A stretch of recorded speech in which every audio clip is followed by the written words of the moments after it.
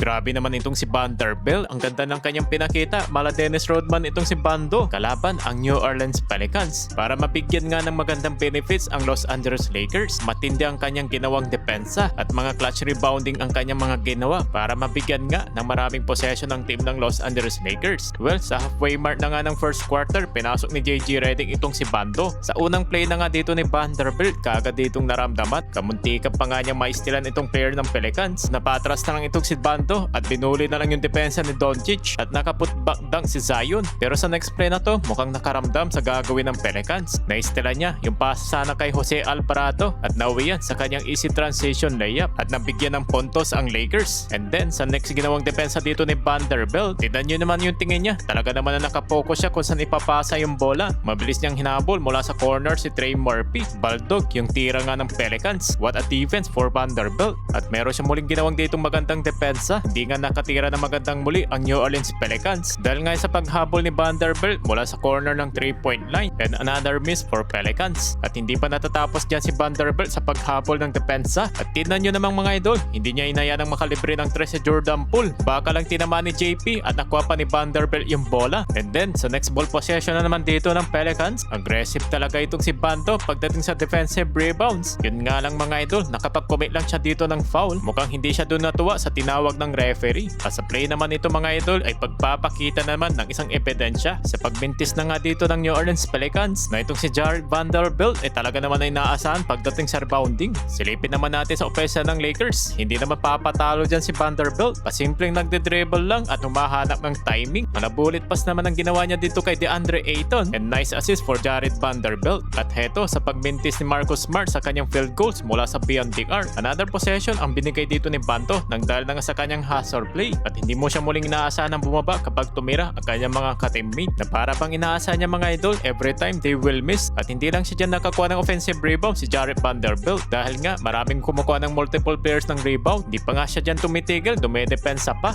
And then dito naman sa offensive play ng Lakers, mabilis bumaba si Jared Vanderbilt. Kita nyo naman kung gaano siya kabilis at nalibre siya sa fast break points. Nang dahil na nga dito sa puntos ni Banto, lamang nang dyan ang 4 ang team ng Los Angeles Lakers. Pagpasok pa ng third quarter, ang ganda ng kanyang ginawang screen para dito kay Doncic. At tingnan nyo naman si Jared, ang bilis niyang bumax out. Pasok nga lang yung bola sa tira nito ni Luka. At sa transition naman dito ng Lakers, tingnan nyo naman si Banto. Nakita si Nick Smith Jr. mula sa corner, libre na sana ang kanyang tres. Mintis nga lang yung tira. Andyan naman si Vanderbilt para sa offensive rebound. Hindi nga lang nakuha niya yung bola. Pero pagdating naman dito sa mintis ni LeBron, nakabawi naman siya dito mga idol. Rebound na rebound ni Vanderbilt yung bola. Magandang pagkakataon na sana ito. Binutata naman siya ni Taguro Zion Williamson. Di pa siya dyan makapaniwala ng mga pituhan. Pasok yung isang free throw ni Vanderbilt. At sa huling pang play na nga natin nito, patunay lang ang kanyang kasipagan sa Lakers team. Lalo na nga pagdating sa rebounding. Pero napituhan lang itong si Vanderbilt. Sa laban na nga nila dito sa Pelicans, maganda ang kanyang pinakitang depensa at isa sa mga pinakamaraming nagawang rebounds para na nga dito sa Lakers team. Itong si Jared Vanderbilt, mala Dennis Rodman nga daw.